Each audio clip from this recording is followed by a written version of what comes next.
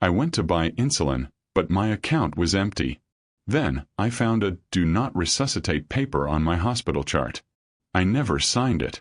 My own daughter was waiting for me to die. The fluorescent lights inside the Walgreens hummed so loud I thought my hearing aid was malfunctioning. I tapped my ear, but the buzzing didn't stop. It was just the sound of waiting. I stood at the counter, gripping the edge of the Formica to steady my knees. My joints always ache when it rains, and today, Cleveland was drowning in a freezing November downpour. "That'll be $42.15, Mr. Carter," the pharmacist said. She was a nice girl. Young. She didn't look at me with that impatient glaze most people have for old folks. I nodded, reaching into my Velcro wallet. My fingers, thick and scarred from 43 years of turning wrenches as a mechanic, fumbled for my debit card. It was the blue one. The one where my Social Security check landed every month. I knew the math. I always knew the math. The check came on the 3rd. It was the 5th. I had paid the electric bill and bought dog food for Buster. I should have exactly $300 left. I swiped the card. I waited. Beep, beep, beep. A harsh, red sound. "It didn't go through," the girl said softly. "Maybe try wiping the chip." I felt the heat rise up my neck. I could feel the people in line behind me shifting their weight. A man in a heavy coat sighed loud enough for me to hear. "Sorry," I mumbled. I wiped it on my flannel shirt. I swiped again. Beep, beep, beep. Declined. "Mr. Carter," the girl whispered, leaning in so the line wouldn't hear. "It says, insufficient funds. The balance is 0. My stomach dropped like a stone. 0. That can't be. I didn't spend it.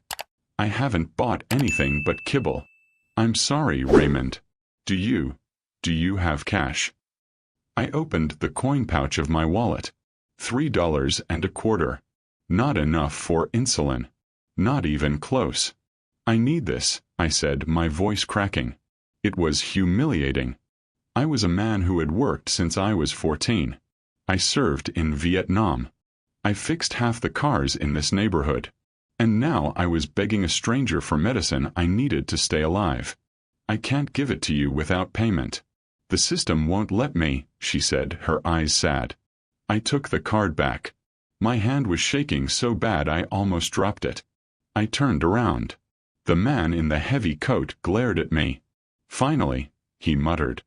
I walked out into the freezing rain without my insulin. I sat in my old Ford truck and stared at the dashboard. 0. Huh. Then I remembered. Last week I gave my daughter Linda the spare key to my safety deposit box, just in case. My phone buzzed in my pocket. A text from the bank. Overdraft notice. The drive to my daughter's house took 20 minutes, but it felt like 20 years. The windshield wipers slapped back and forth, counting down the seconds of my patience. I don't live in my own house anymore. Not really. 3 years ago, after Martha passed, the silence in that big colonial on Elm Street got too loud. Linda suggested I move into the in-law suite of her place, a fancy new build in the suburbs. We sold my house. I gave her the money to invest for my care. I thought I was buying family time. I was buying a basement. I pulled into the driveway. Mark's BMW was there. Linda's SUV was there.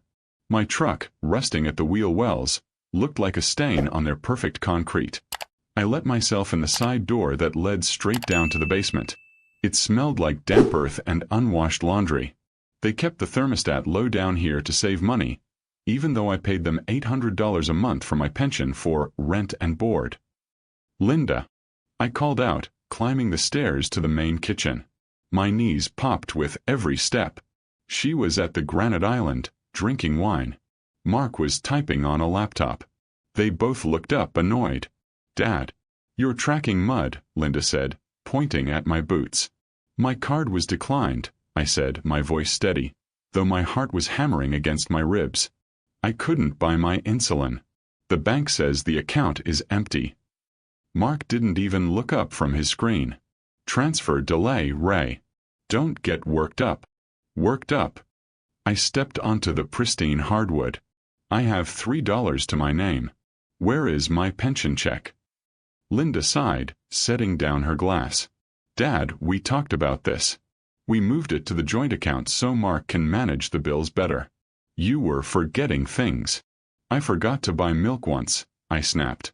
I didn't agree to you taking everything. It's for your own good, Mark said, finally closing the laptop. He offered a smile that didn't reach his eyes. You're almost 80, Ray. You shouldn't be worrying about money. We handle it. We'll pick up your medicine tomorrow. I need it tonight, I said. Tomorrow, Linda said firmly, like she was talking to a toddler. Go downstairs, Dad.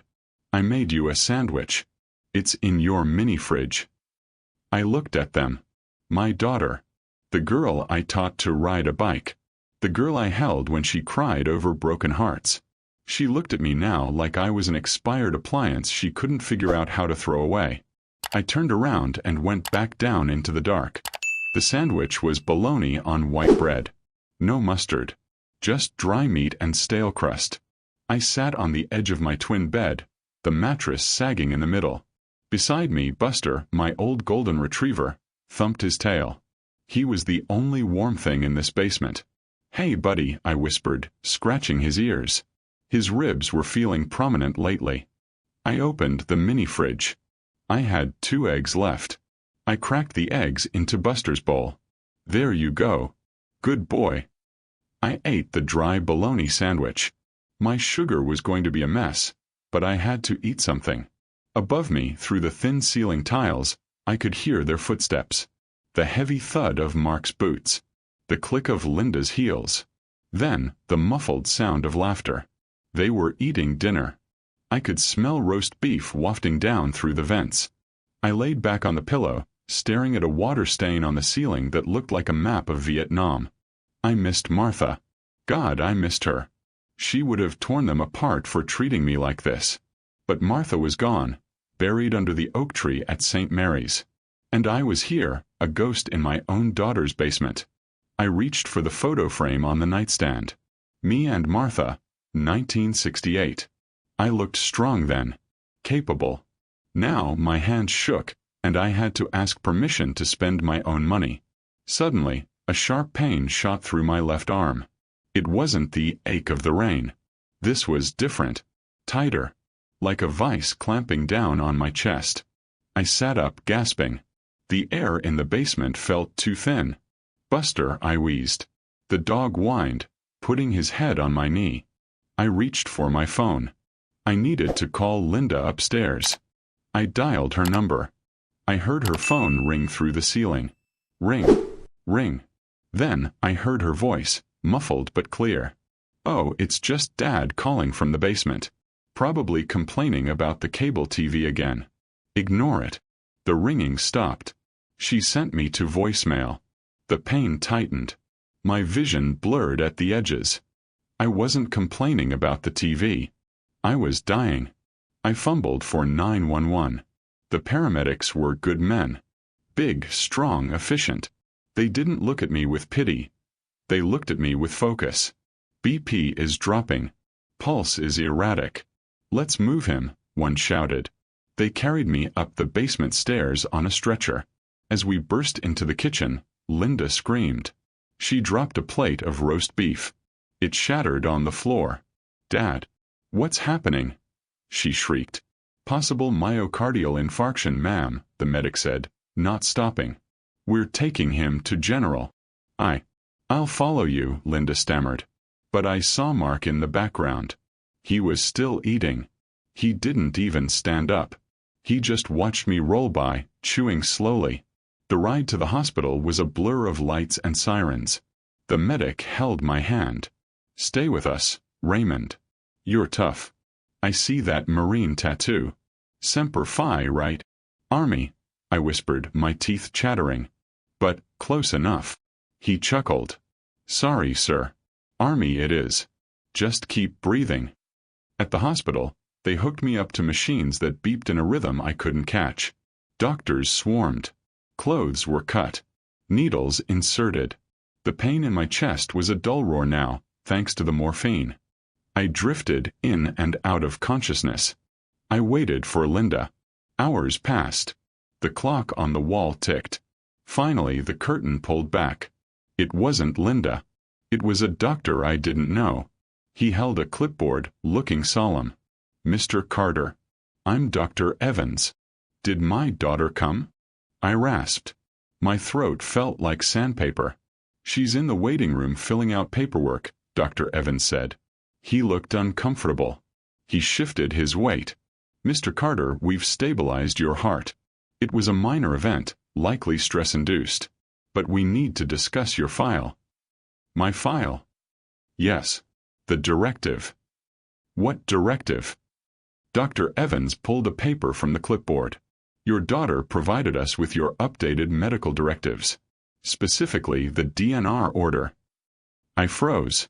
"The what?" "Do not resuscitate. It says if your heart stops, we are to take no extreme measures. No CPR. No ventilation."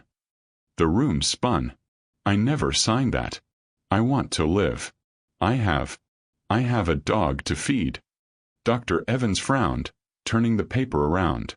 "Is this not your signature?" I squinted at the bottom of the page. It was a scrawl. A shaky, jagged line that looked vaguely like Raymond Carter. "That's not me," I whispered, a cold horror settling in my gut deeper than the heart attack. "I didn't sign that." The doctor looked at the paper, then at me. The beeping of the monitor seemed to speed up, matching the panic rising in my throat. "Mr. Carter, are you sure?" Dr. Evans asked slowly. "Memory issues can be common after a cardiac event, or with age." "I am old, doctor, not senile," I snapped, trying to sit up but failing. "I know what I sign. I served in Vietnam. I check every paper twice. I never saw that document in my life." Dr. Evans pursed his lips. "This was notarized 3 weeks ago. Your daughter, Linda, has medical power of attorney." "She has power of attorney for finances," I said, my breath hitching. "Not my life." "The document covers both," he said gently. Before I could argue, the curtain whipped open. Linda rushed in, her eyes red, clutching a tissue. Mark was right behind her, looking bored, checking his watch. "Oh, Daddy!" she cried, rushing to the bedside. She grabbed the hand that had the 4 in it. It hurt, but I didn't flinch. I stared at her. "Thank God you're okay." "Linda," I said, my voice cold steel. "The doctor says there is a DNR." She froze. Just for a split second, her eyes darted to the doctor, then back to me. "Well, yes, Dad. We talked about this. Remember? Last month. You said you didn't want to be a vegetable." "I said I didn't want to be kept alive by machines if I was brain dead," I growled. "I didn't say let me die if I have a heart attack. That signature isn't mine." Linda turned to Dr. Evans, tears instantly flowing again. "I'm so sorry, doctor. He gets so confused lately. The dementia. It comes and goes. He forgets whole days." "I do not have dementia," I shouted. The monitor blared a warning as my heart rate spiked. "Shua, Dad, calm down," Mark said, stepping forward. He put a heavy hand on my shoulder. It felt like a threat. "You're upsetting Linda." "Dr. Evans," Linda sobbed. "Please. He's just scared. We only want what's best for him." He signed it right at the kitchen table. Dr. Evans looked from the weeping daughter to the angry old man. I saw the decision happen in his eyes. He believed the tears. "I'll give you some family time," the doctor said, clipping the paper back onto the chart at the foot of my bed. The chart with the big red sticker. As soon as the doctor left, the tears stopped. Linda wiped her face, her expression hardening instantly. It was like watching a mask slide back into place. "You're making a scene, Dad," she hissed. "Keep your voice down." "You forged my signature," I whispered. I felt sick. My own flesh and blood. "Why, Linda? I gave you the house money. I give you my pension." "It's not enough," she snapped. "Do you have any idea what Mark's business debts are? Do you know what it costs to keep that house running? And you You're just a drain. You sit in that basement and eat and use electricity and breathe. I asked. Mark stepped in. Look, Ray. Nobody is trying to kill you. But if nature takes its course, why fight it? You're almost 80. You had a good run. Nature isn't taking its course, I said, staring him down. You are trying to steer the ship. We're selling the house, Linda blurted out. The words hung in the air. Which house? Ours. The big one. We can't afford the mortgage even with your pension. We're downsizing to a condo in the city. There's no basement suite, Dad. So where do I go? Mark shrugged. State care. Shady Acres has a bed opening next month. Medicaid will cover it once you're indigent. Shady Acres. I knew that place. It was a warehouse for the dying. It smelled of urine and despair. You spent my house money. You spent my savings. And now you're dumping me. We aren't dumping you, Linda said, fixing her hair in the reflection of the turned-off TV. We're placing you. It's better for everyone. But the DNR stands, Dad. If you crash again tonight, just let go. It's easier. She patted my hand again. Her skin felt like ice. We're going home to get some sleep. The nurse will check on you. They walked out. They didn't look back. I lay there in the dim light of the machines. I was a soldier. I was a mechanic. I was a father. Now I was a line item on a budget they wanted to delete. I looked at the chart at the foot of the bed. The red sticker seemed to glow in the dark. Do not resuscitate. If my heart stopped tonight, nobody would come. I forced myself to stay awake. Every time my eyes drifted shut, I saw Linda's cold face. I pinched my own arm hard, leaving a bruise just to focus on the pain. Around 2 a.m., the hospital floor was quiet. Just the squeak of rubber shoes on linoleum. My curtain was pulled halfway shut. I heard voices outside. Low. Whispering. He's tough as an old boot, Linda. He might pull through this, Mark's voice. I know, Linda whispered back. They hadn't gone home. They were just outside in the hallway, probably getting coffee from the vending machine. If he wakes up and talks to a social worker, Mark, if he contests the signature, we could be in trouble. That notary was your friend, not a legit witness. Relax. Who's going to believe him? He's old. We play the dementia card. The house sale closes on Friday. Once we have the check, we move to Florida. He goes to the state home. Done. I feel bad, Mark. You want to be homeless? Because that's the alternative. We need his life insurance policy to clear the rest of the debt. And that only pays out if he goes naturally. My blood ran cold. It wasn't just about the nursing home. It was the life insurance. The policy Martha and I paid into for 40 years. It was worth $100,000. Okay, Linda whispered. Okay. They walked away. I lay there trembling. They weren't just waiting for me to die. They were banking on it. Friday. Today was Wednesday. I needed help. But who? The doctor thought I was senile. The police would look at the power of attorney and say it's a civil matter. Then, a nurse walked in to check my vitals. It wasn't the one from before. This one was older, maybe 60. She had tired eyes and strong hands. Her name tag read Sarah, charge nurse. She wrapped the blood pressure cuff around my arm. She looked at me, really looked at me. Your heart rate is high, Mr. Carter. You anxious? I looked at the door to make sure it was empty. I grabbed her wrist. My grip was weak, but desperate. Please, I whispered. You have to listen to me. She stopped. She didn't pull away. I'm listening. My daughter.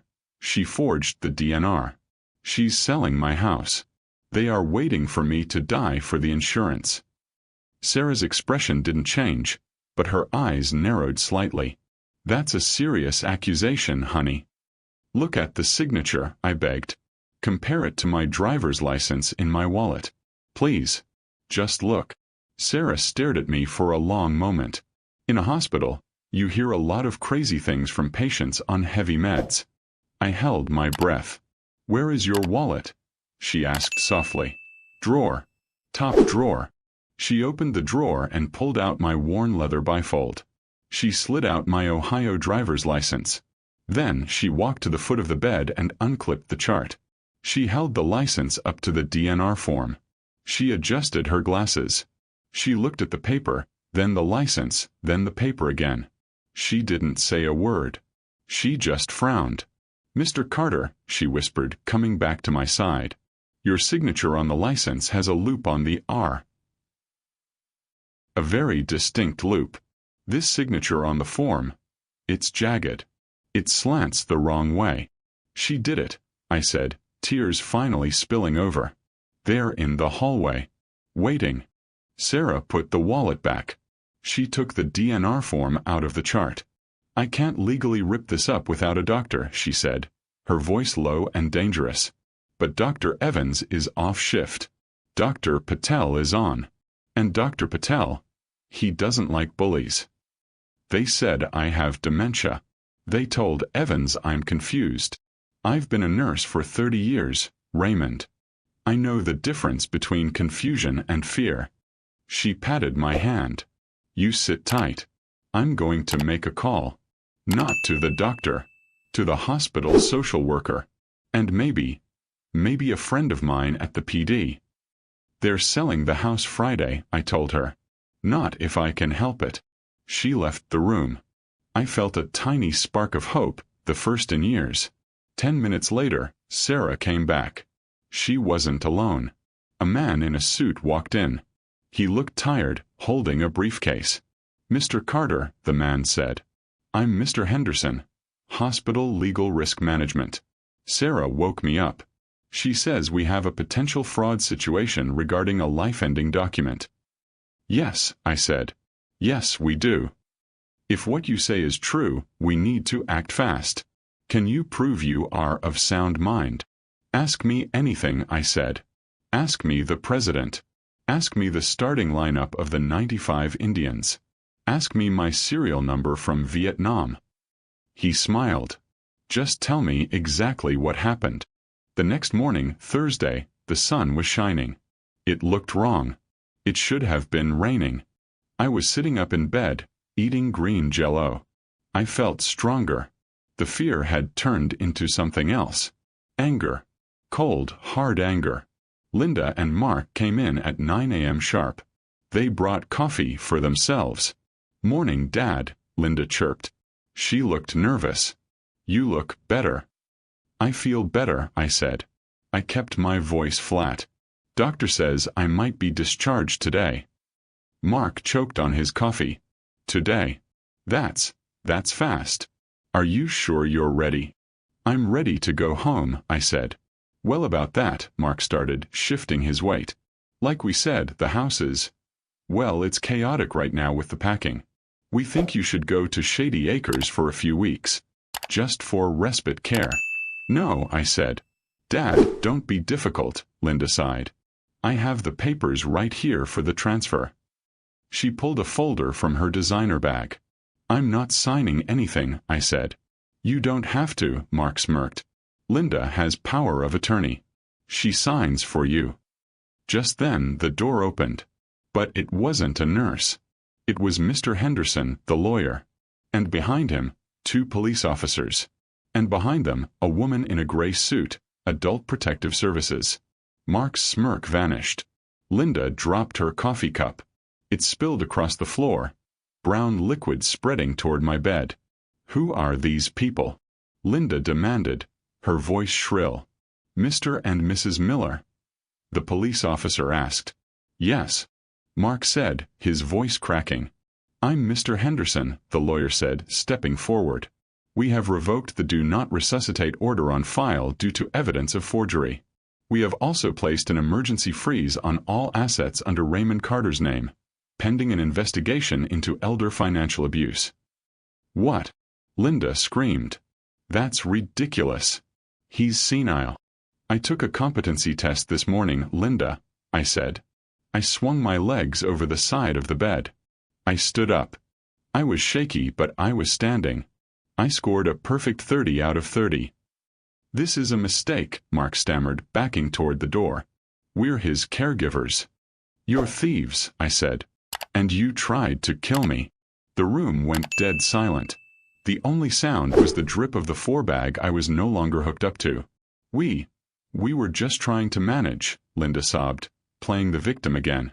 "We have debts, Dad. We were going to lose everything." "So you decided to take mine," I said. The APS woman stepped forward. "Mrs. Miller, we have records of the bank transfers, the rent payments, the depletion of the savings. And we found the notary who admitted Mark paid him $500 to stamp that DNR without me present." Mark went pale. He looked at Linda, then at the cops.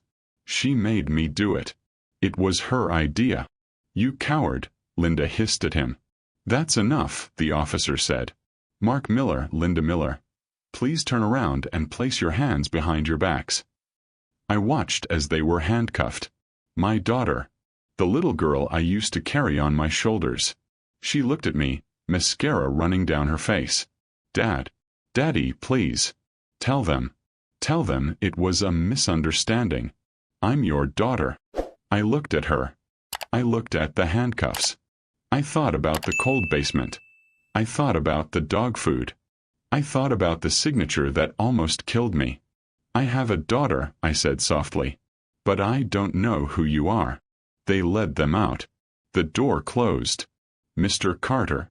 Sarah, the nurse, was standing there. She had a smile on her face. "You have a ride home?" "I don't have a home," I said, the victory suddenly tasting like ash. "They sold my house. Or theirs. Whatever it was." "Actually," the APS woman said, checking her file. "The sale hadn't closed. The freeze stopped it.